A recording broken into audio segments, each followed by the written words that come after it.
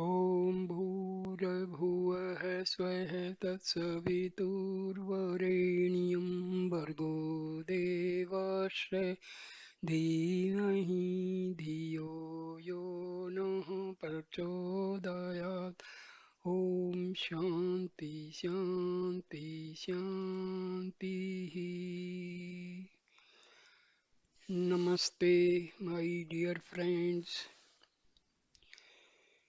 Today I am going to give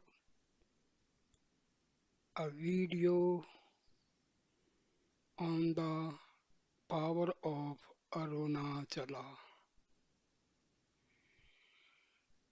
By seeing Chidambaram, by being born in Tiruvarur, by dying in Kasi, or by merely thinking of Arunachala, one will surely attain liberation. The supreme knowledge, knowledge of the self, the import of Vedanta, which cannot be attained without great difficulty, can easily be attained by anyone who sees the form of this hill from wherever it is visible, or who even thinks of it by mind from a far distance. Such is the assurance given by Lord Shiva in the Arunachala Mahatmya about the power of the mere thought of Arunachala, and this assurance has received striking confirmation from the life and teachings of Bhagwan Sri Ramana Maharishi. In the second line of the first verse of Sri Arunachala Ashtakam, Sri Bhagwan tells us that from his very earliest childhood, when he when he knew no other thing, Arunachala was shining his mind as the most great, and this thought of Arunachala so worked in his mind that at the age of 16, a great fear of death arose in him and turned his mind selfwards to drown forever in its source. In his writings, Sri Bhagwan has repeatedly confirmed the mysterious power that the thought of Arunachala has over the mind. In his Tamil collected works under the picture of Arunachala, there is a verse that can be considered as his Dhyana Sloka, verse of contemplation upon his Sadguru Arunachala Shiva. In this verse he sings, "This is Arunachala Shiva, the ocean of grace that bestows liberation when thought of."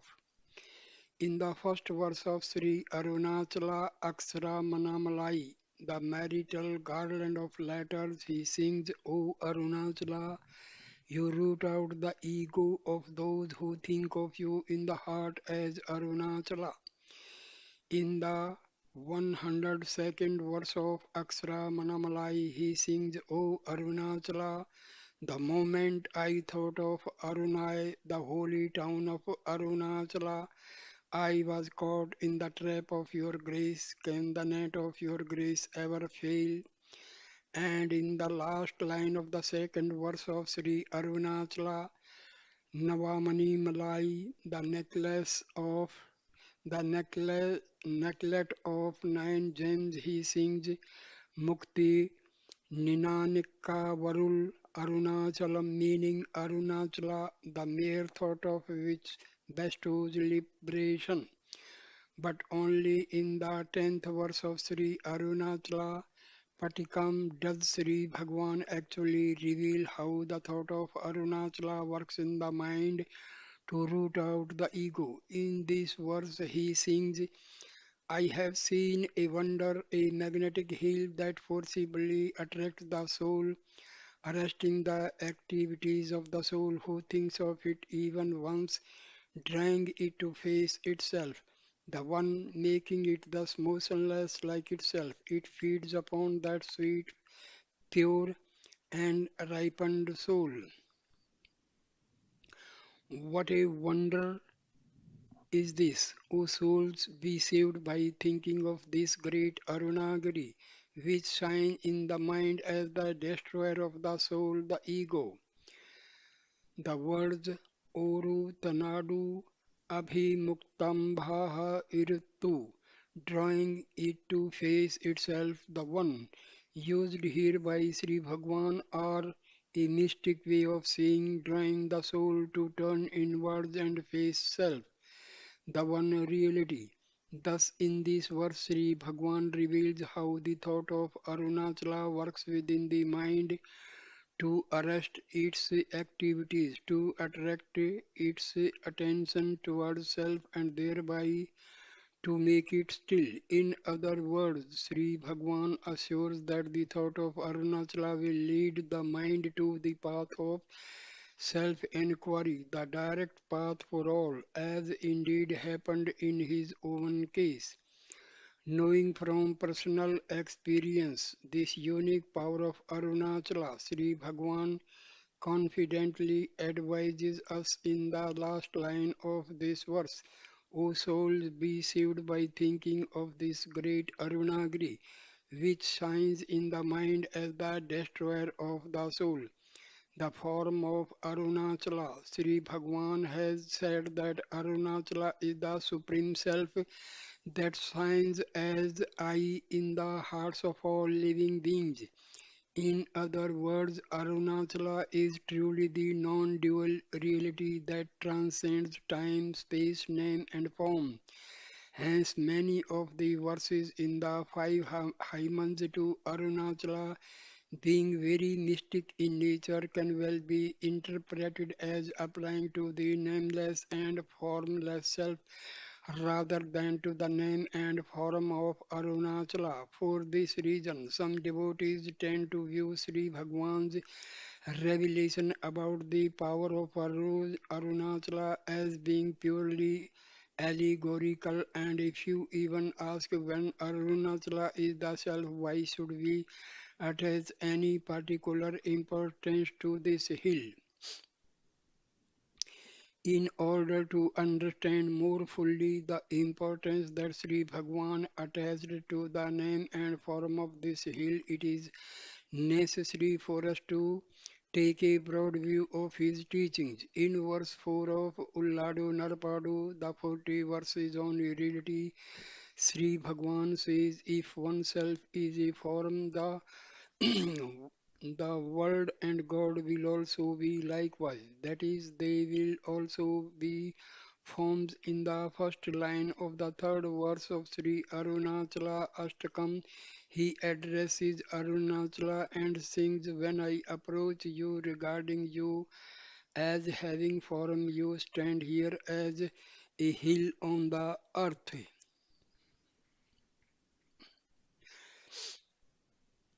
That is, so long as we identify the body as I, it is equally true that this hill is God.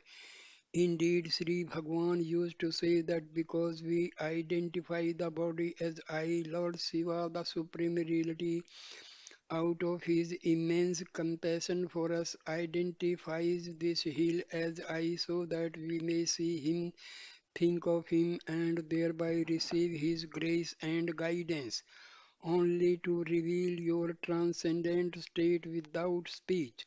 That is through silence. You stand as a hill shining from earth to sky. Sings Sri Bhagwan in the last line of the second verse of Sri Arunachala Ashtakam. So long as we feel the name and form of our body to the eye, we cannot conceive God as being anything but a name and form. Even if we think that God is formless and very thought about God itself is a form, a mere mental conception. This is why Sri Bhagwan says in the second line of the third verse of Ashtakam, if one tries to think of your nature as formless, he is like one who wanders throughout the world to see the sky. Being the perfect spiritual master that he was, Sri Bhagwan knew well how important and necessary is the form of God for the human mind, which is ever attached to forms, and from his own personal experience he knew the unique power of the form of Arunachala, a power that cannot be found in such abundance in any other form of God, namely the power to turn the mind toward the self and thereby to root out the ego.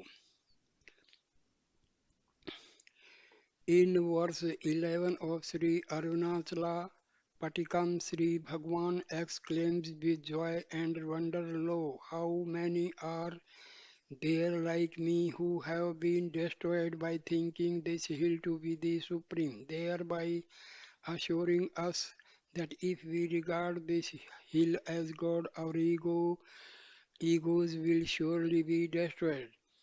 Though Arunachala appears outwardly as a hill of mere insentient rock, the true devotee understands it to be the all-knowing, all-loving, and all-powerful Supreme Lord, who is guiding him both from within and without at every step and turn of life, leading him steadily and surely toward the goal of egolessness.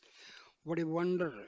It stands as if an insentient hill, yet its action is mysterious, impossible for anyone to understand. Sing the Sri Bhagwan in the first line of Sri Arunachala Ashtakam. The name of Arunachala, of all the names of God, the name dearest to the heart of Sri Bhagwan was Arunachala. Every one of the 100 verses of Sri Arunachala Aksharamanammalai ends with the name Arunachala and the refrain is Arunachala Shiva, Arunachala Shiva, Arunachala Shiva, Arunachala. From the great love that Sri Bhagwan had for this name, it is clear that he regarded it as being no less powerful than the form of Arunachala. This fact is confirmed very in verse 70 of Aksharamanammalai, in which Sri Bhagwan sings, O Arunachala, the very moment I thought of your name, you caught me and drew me to yourself. Who can understand your greatness? There are many incidents in the life of Sri Bhagwan that illustrate his great love for the divine name Arunachala. But perhaps the most striking occurred during his last moments, about 25 minutes before he left his body. The assembled devotees began to chant Akshara Manamalai, hearing the name of his beloved Arunachala. Sri Bhagwan opened his eye, which shone with love, and tears of ecstasy rolled down his cheeks.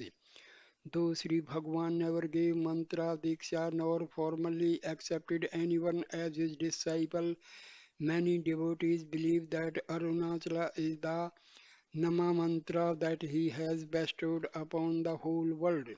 When a guru formally gives a mantra to his disciple, he explains to him the meaning and significance of each letter of the mantra and tells him the fruit to be gained by meditating upon that mantra. In the same manner, in the second verse of Sri Arunachala Navamani Malai, Sri Bhagwan has explained the meaning of each syllable in the name Arunachala, and he has declared that mere thought of this name will bestow liberation. From this we can infer that Arunachala is the Jnana Panchakshari, the five-syllable mantra that bestows jnana.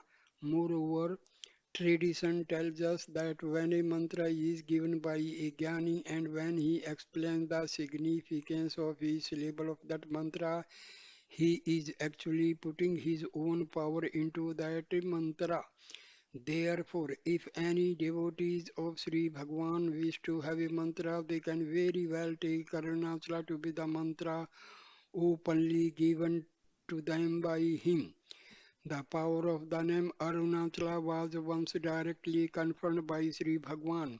In 1948, a certain devotee came to him from Bombay and with him he brought a notebook in which he had written the name Arunachala Shiva many thousands of times. On the last page of this notebook, the devotee wrote a prayer to the following effect: O Bhagwan, in the life of Sarda Devi, the wife of Sri Ramakrishna, it is written that she had said that if even an animal dies in Kansi, it will attain liberation. Therefore, graciously bestow upon me the boon of death in Kansi and gave the notebook to Sri Bhagwan.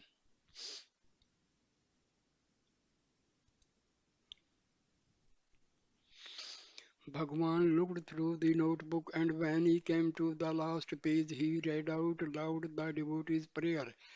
At once he expressed the greatest surprise and exclaimed, Samarnat Arunachalam. The words Samarnat Arunachalam mean by remembering Arunachala and they occur in the very same Sanskrit verse that says that by dying in Kasi one will attain liberation. Bhagwan then turned to the revolving bookcase by his side and took out a book, probably the Arunachala Mahatyam.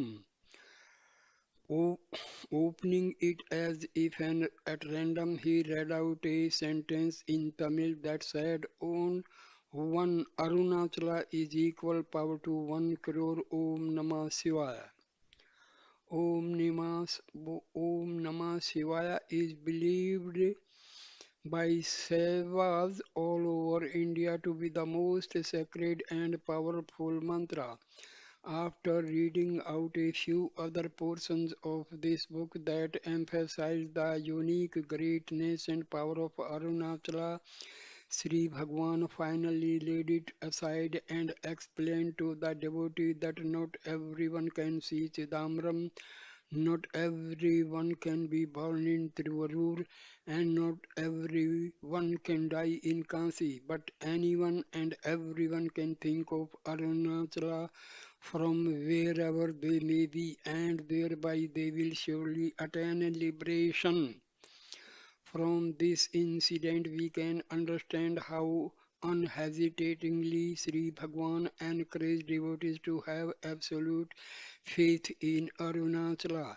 If devotees of a skeptical frame of mind came to him and asked him how mere thought of Arunachala could bestow liberation, he used to explain the allegorical significance of this saying, since that alone would satisfy their mind. But if devotees came to him with simple childlike faith, he would strengthen their faith and confirm the literal meaning of this saying, since he knew from personal experience the great power of the name and form of Arunachala.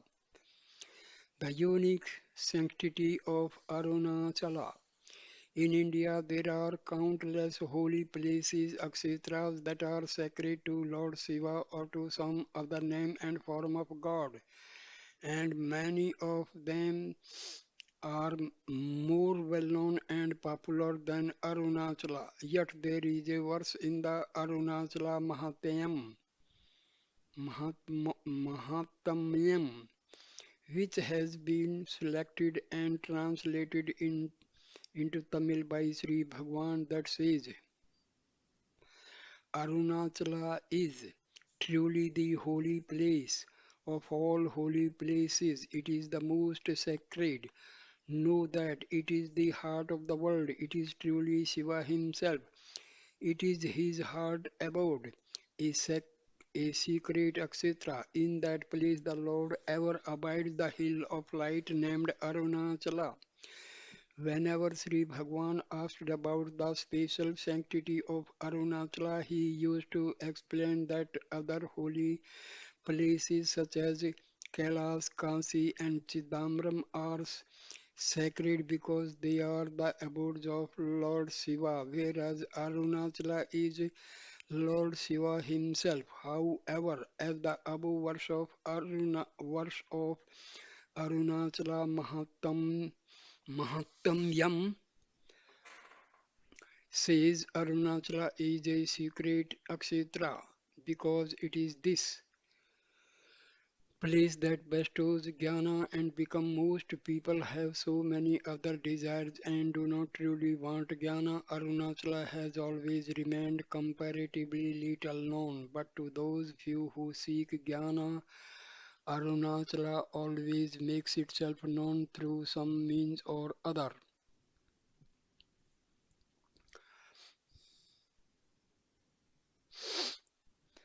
The unique sanctity and power of Arunachala Akshetra was once confirmed by an incident that happened in the life of Sri Bhagwan. Because of his great love for Sri Bhagwan, a certain devotee wanted to take him to his native place Chidambaram. But rather than directly ask Sri Bhagwan to come to Chidambaram, he began to ask him if he had ever been to see Lord Nataraja in Chidambaram temple. When Sri Bhagwan replied that he had not, the devotee began to describe the greatness of Chidambaram, saying that it was the most sacred Shiva Akshetra in South India, that so many saints and sages had lived there and had sung in praise of Lord Nataraja, and so on and so forth. Sri Bhagwan listened to all he said with patient int- inter- interest, but showed no sign of wanting to visit Chidambaram. Seeing this, the devotee at last said, Chidambaram is even greater than Arunachala, because among the Panchabhuta Lingams, the Lingams representing the five elements, Chidambaram is the space Lingam, while Arunachala is only the fire Lingam. Since the four elements, earth, water, air, and fire, finally have to merge in space, space is the principal element.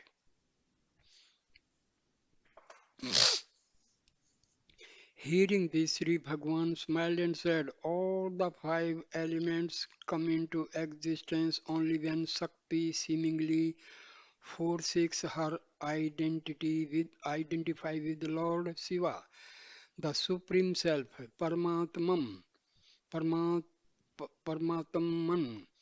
Since the five elements are thus only the creation of Shakti, she is superior to all of them. Therefore, more important than the place where the elements merge is the place where Shakti herself merges. Because Shakti is dancing in Chidambaram, Lord Shiva has to dance before her and therefore make her become motionless. But in Arunachala, Lord Shiva remains ever motionless, Achala, and hence Shakti automatically and effortlessly merges in him through great love. Therefore, Arunachala shines as the foremost and most powerful Akshetra. Because here Shakti, who has seemingly created all these manifold appearances, herself merges into the Lord. So, for those mature aspirants who seek to put an end to the false appearance of duality, the most powerful help is to be found only in Arunachala Kshetra. Subsequently, on 24th June 1928, Sri Bhagwan summarized this reply of his in the form of a verse which later became the first verse of Sri Arunachala Navamani Malai.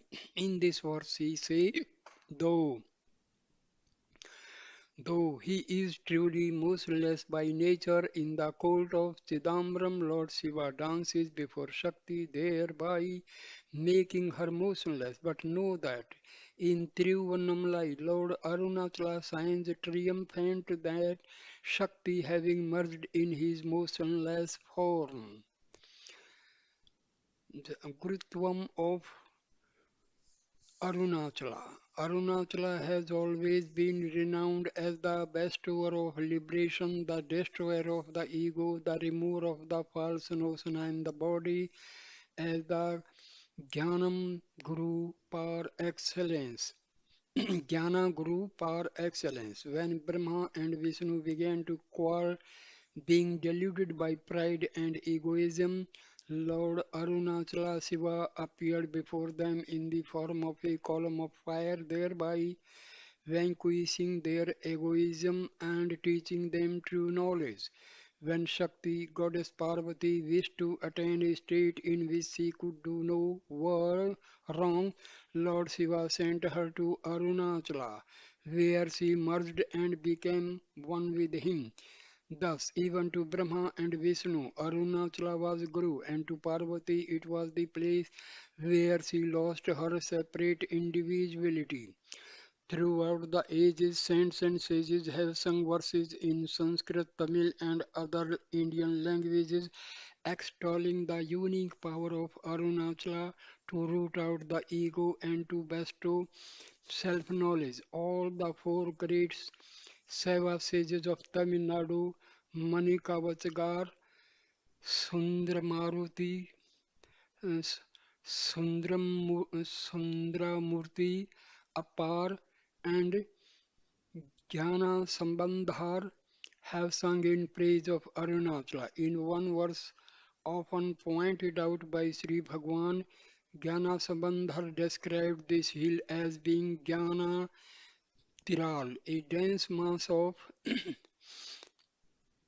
Jnana, and Sundramurti singing in Tiruvanna, Tiruvannaika remembers Arunachala and sings, O Annamalai, you can be known only to those who give up the attachment of the body. These Puranic stories and songs of ancient sages all confirm the fact that Arunachala is the supreme Jnana Guru. But this fact has received its most striking confirmation from Sri Bhagwan. In verse 19 of Aksharamanamlai, he explicitly states that Arunachala signs as the form of his Guru, and in the same verse he reveals the function of the real Guru, namely to destroy all our defects, including the root defect is the ego, to bestow all good qualities upon us and to rule over us. In many of his other verses, Sri Bhagwan has clearly indicated that the role of Arunachala is the role of Sadguru.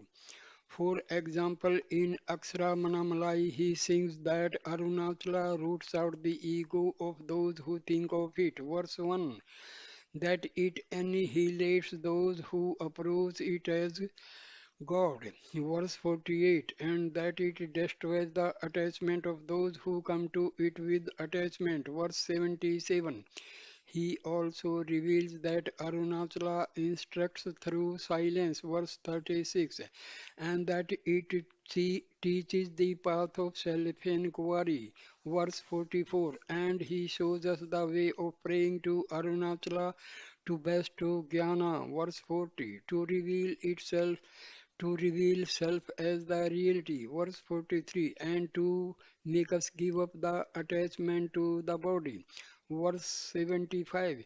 He has also confirmed from his own experience the power of Arunachala as Guru.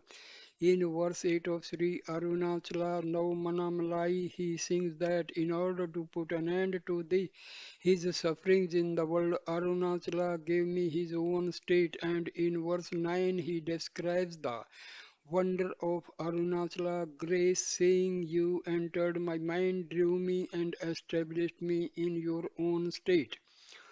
All that Sri Bhagwan has said about the power of Arunachala tallies exactly with what he has said about the power of the Guru. In verse 268 of Guru Vachaka Koai, the garland of Guru's sayings, he says that the Guru is he who possesses the supreme power to make any soul who comes to him merge into self. the knowledge beyond all speech. The Guru works in many ways to make the disciple merge into self. He gives a push from without and exerts a pull from within, so that you may be fixed in the center, says Sri Bhagwan in Maharishi's Gospel, page 36. From without, the Guru gives a verbal instructions to turn the disciple's mind towards self, and he also enables the disciple to have association satsanga with his form and thereby to gain the necessary strength and love to turn within and attend to self. To give verbal instructions, it is necessary for the Guru to be in human form, but to give satsanga and subtle inner guidance, he may be in any form. Sri Bhagwan has come as the Guru in human form to give us all the necessary verbal instructions, and he has revealed that Arunachala is the Guru in the form of a hill with which we can always have satsang. Like any human body, the human form of the Guru will inevitably pass away one day, whereas the form of Arunachala will always remain. Thus, though Sri Bhagwan has left his human form, he has provided us with all the requisite outward help. He has left us with a permanent record of his verbal teachings, and he has shown us a form with which we can always have satsang. Therefore, for the devotees of Sri Bhagwan, there will never be any need to search for another outer guru, because all the necessary help and guidance is ever available for us in the form of teachings of Sri Bhagwan and the satsang of Arunachala. The power of the satsang of Arunachala was often confirmed by Sri Bhagwan. Dr. T. N. Krishna Swami records in the Ramana pictorial souvenir, page 7, that Sri Bhagwan said to him,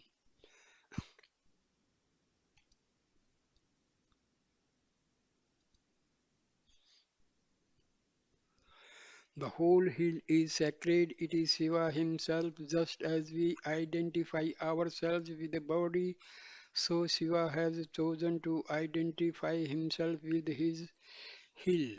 Arunachala is pure wisdom, jnana in the form of a hill. It is out of compassion to those who seek him that he has chosen to reveal himself in the form of a hill, visible to the eye. The seeker will obtain guidance and solace by staying near this hill. Arunachala Pardakshina.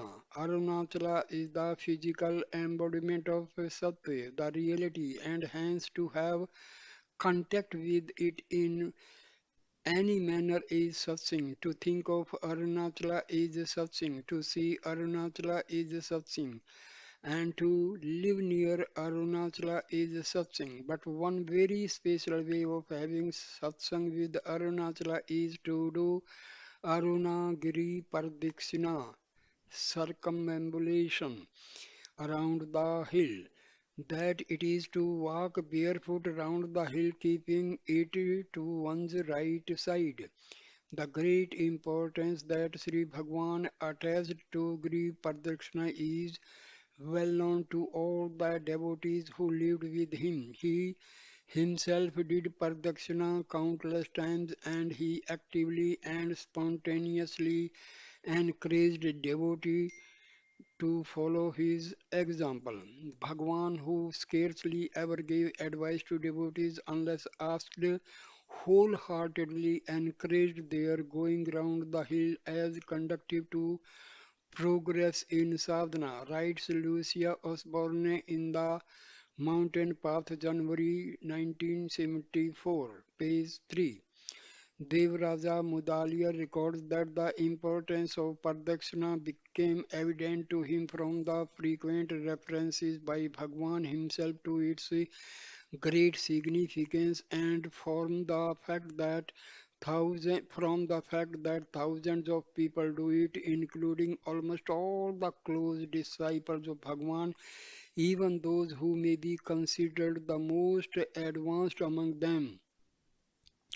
though comparatively little has been recorded of what Sri Bhagwan used to say about the power of Pradakshina, there is no doubt that he considered it to be an act having great spiritual efficacy. In fact, he used to say that the benefits which can be gained by meditation and various other forms of mind control only after great struggle and effort will be effortlessly gained by those who go round the hill. Bhagwan often said that those unable to meditate would succeed in their endeavor by circumambulating Arunachala, writes Surinagamma in My Life at Sri Ramanashram, page 144. Kunja Swaim recorded on page 108 of Anadu Ninai Bhugal that Bhagwan once told him, "What is better than Pradakshina? That alone is sufficient." While extolling the spiritual efficacy of Pradakshina, Sri Bhagwan sometimes used to narrate the story of King Vajrangada Pandya, which is told in the Arunachala Mahatmayam. Vajranga Pandya was a powerful monarch who ruled over most of the South India, but one day he was told by some celestial being that in this previous birth he had been Indra, the ruler of heaven, and that if he worshipped Arunachala he could regain his former position. On hearing this, he at once renounced his kingdom and with the intense desire to become Indra, he began to worship Arunachala by going round the hill 3 times a day. After 3 years of such worship, Lord Shiva appeared before him and offered him any boon he wished to pray for. Though his original ambition had been to become Indra, his mind had been matured by doing so many pradakshinas. He now realized that it was worthless to pray for such a transitory pleasure. He therefore prayed to Lord Shiva for the eternal happiness of self-knowledge. This story thus aptly illustrates that even if a person begins to do pradakshina for the fulfillment of worldly desires, his mind will in time be matured and he will gain proper discrimination, viveka, desirelessness, vairagya, and love for self. Svatma Bhakti. Generally, whenever sages or scriptures prescribe any form of dualistic worship, whether for the fulfillment of worldly desires or for the attainment of self knowledge, they always say that it must be done with faith. But Sri Bhagwan used to say that the power of Arunachala is such that even if one does Pradakshina with no faith, it will still have its effect and will surely purify the mind. Devaraja Mudaliar records on page 64 of my recollection that Sri Bhagwan told him, "For everybody it is good to make circuit of the hill. It does not even matter whether one has faith in this pradakshina or not. Just as fire will burn all who touches it whether they believe it or not, so the hill will do good to all those who go round it. Because Arunachala is the fire of knowledge, Jnanagni in the form of a hill. The outgoing tendencies, vasanas of the mind are automatically scorched when one goes round it. When damp wood is brought closer to a fire, it will gradually be dried and at a certain point it will itself catch fire. Similarly, when the mind which is soaked with worldly tendencies goes round the hill, the tendencies will gradually dry up and at a certain point the mind will become fit to be burnt by the fire of jnana. That is why Sri Bhagwan said to Kunja Swami, "This hill is the storehouse of all spiritual power. Going round it benefits you in all ways." The Mountain Path, April 1979, page 75. The spiritual benefits of Pradakshina have been described by Sri Sadhu Om in one of his Tamil poems, Sri Arunachala Pradakshina Mambu. In verse 6 and 7, he says, a cow grazing round and round its pack does not know that the length of its rope is thereby decreasing. Similarly, when you go round and round Arunachala, how can your mind know that it is he thereby subsiding? When the cow goes round more and more, at one point it will be bound tightly to its pack. Similarly, when the mind lovingly goes more and more round Anamlai, Arunachala, which is self, it will finally stand still in self-abidance, having lost all its moments virtues. In verse 8 he says, it is well proven truth that the minds of those devotees who ever go round Anamlai achieve great love to turn within towards self. Anamlai is the blazing wild hill of fire, the fire of jnana that burns all our worldly desires into ashes. And in verse 9 he gives the simile of a piece of iron being rubbed against a magnet. Just as the scattered atoms of iron are all aligned by the magnet to face in one uniform direction, thereby transforming the iron into a magnet. So when a person goes round Arunachala, the divine magnet, his scattered mind is turned towards self and is thereby transformed into self. Sri Muruganar, who was a great sage and one of the foremost disciples of Sri Bhagwan, was noted as a staunch lover of Pradakshina. In the days of Sri Bhagwan, he used to write to any friends who were coming to see him, you will find me either in Bhagwan's hall or on the Gri Pradakshina road. And it is said that at one time he even used to go round the hill daily. How he first came to know about the greatness of Gri Pradakshina is related by Kunjo Swami in the Mountain Path, April 1979, page 83 as follows. Sometime after he came here, Sri Muruganar asked Bhagwan about the spiritual benefit of going round the hill. Giri Pradakshina. Bhagwan asked him to go round it first and then come to him. Sri Muruganar followed his advice and told Bhagwan that he lost his Dehatma Buddhi, sense of identification with the body, after a while and regained it only after reaching Adi Anamlai, a village on the way. He reported to Sri Bhagwan that the experience was unexpected and unique. Sri Bhagwan smiled and said, do you now understand? This incident proves very clearly the power of Pradakshina and it shows that mature souls can even lose their sense of identification with the body by going round the hill. It also illustrates what Sri Bhagwan meant when he used to say that while going round the hill, one can experience sanchara samadhi, a thought-free state of bliss while walking. Though such a thought-free state is not experienced by all devotees when they go round the hill, that does not mean that their pradakshina is not yielding fruit. The main benefit of pradakshina is that the tendencies, vasanas, are slowly made to lose their grip over the mind. But just as a child cannot easily perceive its own growth, so the mind cannot easily perceive the weakening of its own vasanas.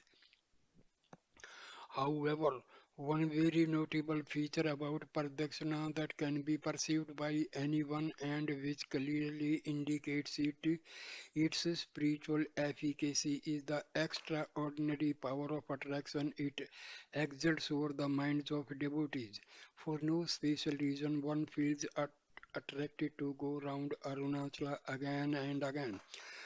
Go round the hill once, you will see that it will attract you, said Sri Bhagwan to Devraja Mudaliar. My recollection, page 65. Bhagwan used to say that if one went round the hill once or twice, the hill itself would draw one to go round it again. I have found it true. Now this is happening to Dr. Sayyid, writes Devraja Mudaliar in Day by Day with Bhagwan, 19th December 1945. In letters from Sri Ramanasram, Volume 2, Letter 98, Sri Nagamma records Sri Bhagwan as saying, the dhyana meditation that you cannot get into while sitting, you get into automatically if you go for pradakshina. The place and atmosphere here are like that. However unable a person is to walk, if he once goes round the hill, he will feel like going again and again. The more you go, the more the enthusiasm for it. It never decreases. Once a person is accustomed to the happiness of pradakshina, he can never give it up. Just as the mind is automatically attracted to the guru, knowing intuitively that he can bestow eternal bliss for the same reason, the mind feels automatically attracted to Giri Pradakshina, Arunachala Ramana. To understand the power of Arunachala, it is first necessary to understand the relationship that existed between Arunachala and Bhagwan. To Bhagwan, Arunachala was mother, father, guru, and God. It was his all in all, his own self. Sri Bhagwan often said, God, Guru, and self are one and the same, and to him Arunachala was all three of these. In verse 48 of Aksharamanammalai, he refers to Arunachala as his God, in verse 19 as his Guru, and in verse 5 of Atma Vidya Kirtanam, the song on the science of self as Anamlai, myself.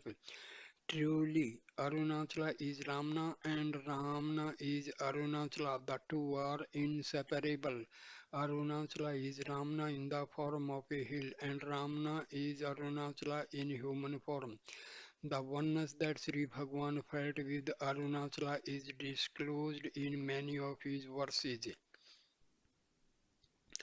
When a devotee inquired about his true nature, he replied, Arunachala Ramana is the Supreme Self who blissfully abides as consciousness in the heart cave of all souls, beginning with the Hari, Lord Vishnu. The same name, Arunachala Ramana, which he used while referring to himself, he also uses while addressing the hill in the last verse of Aksharamanammalai, and in verse 90 he calls the hill Ramana. When Sri Bhagwan composed Sri Arunachala Pancharatnam, the five gems in Sanskrit, the devotee composed a concluding verse in which he said that these five verses were an Upanishad revealed by Srimad Ramana Maharshi. Later, when Sri Bhagwan translated this Haiman into Tamil, he adapted this concluding verse and substituted the name Arunagiri Ramana for the name Srimad Ramana Maharshi, thereby indicating that it was Arunagiri, Arunachala itself in the form of Ramana who sang his hymns. From all this, it is clear that Sri Bhagwan experienced no individuality or existence of his own separate from Arunachala. Though Bhagwan Ramana has left his human form, he will always remain shining here in the form of Arunachala, giving guidance and solace to his devotees. Therefore, the power of Arunachala is the power of Ramana, the power of Sadguru's grace. O Arunachala, ocean of grace in the form of Hill, bestow grace upon me.